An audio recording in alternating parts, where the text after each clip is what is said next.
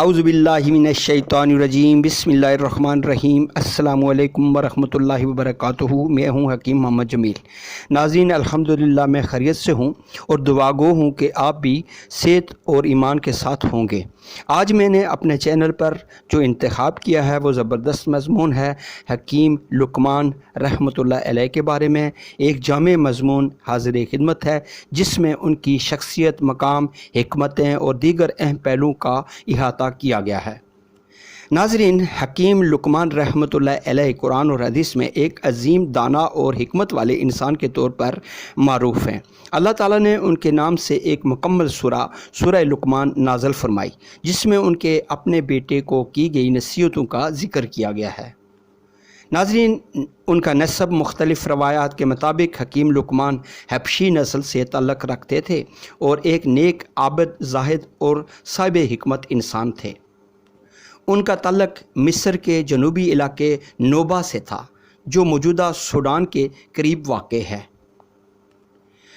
اکثر مفسرین کے مطابق حکیم لقمان رحمۃ اللہ علیہ داؤد علیہ السلام کے ہم عصر تھے اور پیشہ جو ہے ان کا تھا نجار، یعنی بڑھئی تھے یا پھر درزی کا کام کرتے تھے۔ اس پیشے سے وہ منسلک تھے۔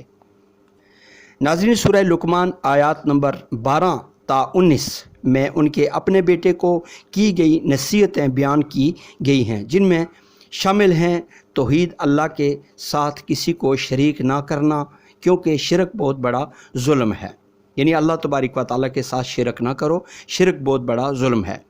دوسرے نمبر پر حکیم صاحب نے یہ بات بتلائی کہ والدین کی اطاعت جو ہے ضروری بات ہے، والدین کے ساتھ حسن سلوک کرنا یہ عین جو ہے اللہ کی اطاعت ہے۔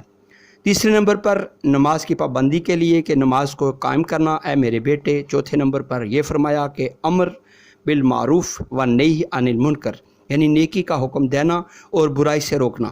پانچویں نمبر پر صبر کی تلقین کرتے ہوئے حکیم صاحب نے اپنے بیٹے کو بتایا کہ صبر مصیبتوں پر صبر کرنا ہوگا تمہیں۔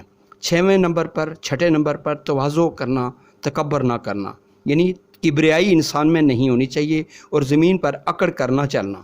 ساتویں نمبر پر بتایا کہ اعتدال پسندی جو ہے قائم رکھنا، چال میں میانہ روی اختیار کرنا۔